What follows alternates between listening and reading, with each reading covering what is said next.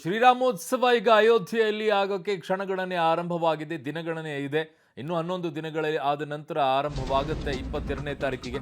ರಾಮ ಮಂದಿರ ಲೋಕಾರ್ಪಣೆಗೆ ಈಗ ದಿನಗಣನೆ ಆರಂಭವಾಗ್ತಾ ಇದ್ದಂತೆ ದೇಶವಾಸಿಗಳಿಗೆ ಪ್ರಧಾನಿ ಮೋದಿ ಶ್ರೀರಾಮ ಸಂದೇಶವನ್ನ ಕಳುಹಿಸಿದ್ದಾರೆ. ರಾಮನ ಪ್ರಾಣ ಪ್ರತಿಷ್ಠಾಪನೆಗೆ 11 ದಿನ ಬಾಕಿ ಇದೆ. ಬಾಲರಾಮನ ಪ್ರಾಣ ಪ್ರತಿಷ್ಠಾಪನೆಗೆ ಇದಕ್ಕೆ ಸಾಕ್ಷಿಯಾಗುತ್ತಿರೋದು ನನ್ನ ಸೌಭಾಗ್ಯ ಅಂತ ಹೇಳಿ ಟ್ವಿಟರ್ನಲ್ಲಿ ಆಡಿಯೋ ಮೂಲಕವಾಗಿ ಸಂದೇಶವನ್ನು ಕಳಿಸಿದ್ದಾರೆ. ಸಮಸ್ತ ಭಾರತೀಯರ ಪ್ರತಿನಿಧಿಯಾಗಿ ಭಾಗಿಯಾಗ್ತಾ ಇದ್ದೇನೆ. ಈ ಶುಭ ಗಳಿಗೆಗೆ ನಿಮ್ಮೆಲ್ಲರ ಆಶೀರ್ವಾದ ಬೇಕಾಗಿದೆ ಅಂತ ಹೇಳಿದ್ದಾರೆ. ಇಂದಿನಿಂದ 11 ದಿನ ಮೋದಿ ಅವರು ವ್ರತಾಚರಣೆಯನ್ನ ಮಾಡಲಿದ್ದಾರೆ. 11 ದಿನ ಉಪವಾಸ ಇರಲಿದ್ದಾರೆ ಪ್ರಧಾನಿ ನರೇಂದ್ರ ಮೋದಿ ಅವರು. मेरे प्यारे देशवासियों, राम राम। जीवन के कुछ क्षण ईश्वरीय आशीर्वाद की वजह से ही यथार्थ में बदलते हैं। आज हम सभी भारतीयों के लिए, दुनिया भर में फैले राम भक्तों के लिए ऐसा ही पवित्र अवसर है। हर तरफ प्रभु श्री राम की भक्ति का अद्भुत वातावरण, चारों दिशाओं में राम नाम की धुन, राम भजनों की अद्भुत सौंदर्य माधुरी। हर किसी को इंतजार है 22 जनवरी का, उस ऐतिहासिक पवित्र पल का। और अब अयोध्या में राम लला की प्राण प्रतिष्ठा में केवल 11 दिन ही बचे हैं। मेरा सौभाग्य है कि मुझे भी इस पुण्य अवसर का साक्षी बनने का अवसर मिल रहा है। ये मेरे लिए कल्पनातीत अनुभूतियों का समय है। मैं भावुक हूँ, भाव विह्वल हूँ। मैं पहली बार जीवन में इस तरह के मनोभाव से गुजर रहा हूँ। मैं एक अलग ही भाव भक्ति की अनुभूति कर रहा हूँ। मेरे अंतर मन की ये भाव यात्रा मेरे लिए अभिव्यक्ति का नहीं, अनुभूति का अवसर है। चाहते हुए भी मैं इसकी गहनता, व्यापकता और तीव्रता को शब्दों में बांध नहीं पा रहा हूं। आप भी भली भांति मेरी स्थिति समझ सकते हैं।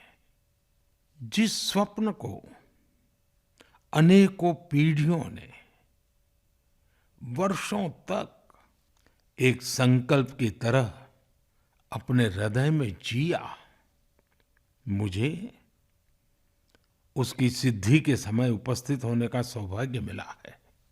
प्रभु ने मुझे सभी भारतवासियों का प्रतिनिधित्व करने का निमित्त बनाया है। निमित्त मात्रम भव सव्यसाचिन। ये एक बहुत बड़ी जिम्मेदारी है। जैसा हमारे शास्त्रों में भी कहा गया है, हमें ईश्वर के यज्ञ के लिए, आराधना के लिए स्वयं में भी दैवीय चेतना जागृत करनी होती है। इसके लिए शास्त्रों में व्रत और कठोर नियम बताए गए हैं, जिन्हें प्राण प्रतिष्ठा से पहले पालन करना होता है। इसलिए आध्यात्मिक यात्रा की कुछ तपस्वी आत्माओं और महापुरुषों से मुझे जो मार्गदर्शन मिला, उन्होंने जो यम नियम सुझाए हैं, उसके अनुसार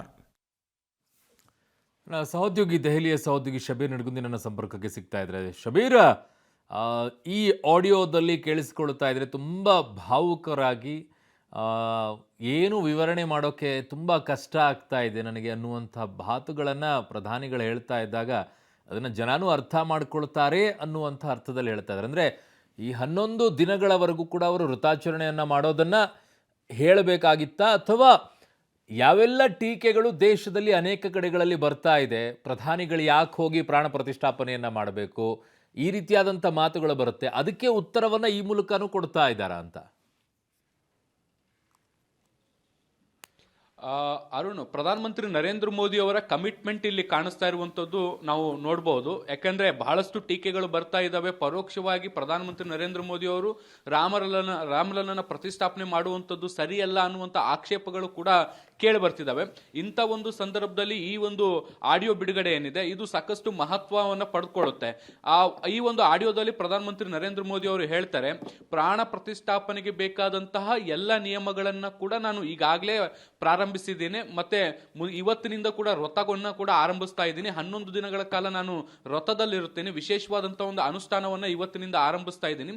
ಇದೊಂದು ರೀತಿ ಸೌಭಾಗ್ಯ, ದೇಶದ ಜನರ ಪರವಾಗಿ ನನಗೆ ಸಿಕ್ಕಿರುವಂತಹ ಸೌಭಾಗ್ಯ. ಇದನ್ನ ಎಷ್ಟು ಕಟ್ಟುನಿಟ್ಟಾಗಿ ನಿಭಾಯಿಸಬಹುದು ಅಷ್ಟು ಕಟ್ಟುನಿಟ್ಟಾಗಿ ಎಲ್ಲ ನಿಯಮಗಳನ್ನ ಕೂಡ ನಾನು ಪಾಲಿಸ್ತಿದ್ದೀನಿ ಅನ್ನುವಂತಹ ಮಾಹಿತಿಯನ್ನು ಕೂಡ ಹಂಚಿಕೊಂಡಿದ್ದಾರೆ.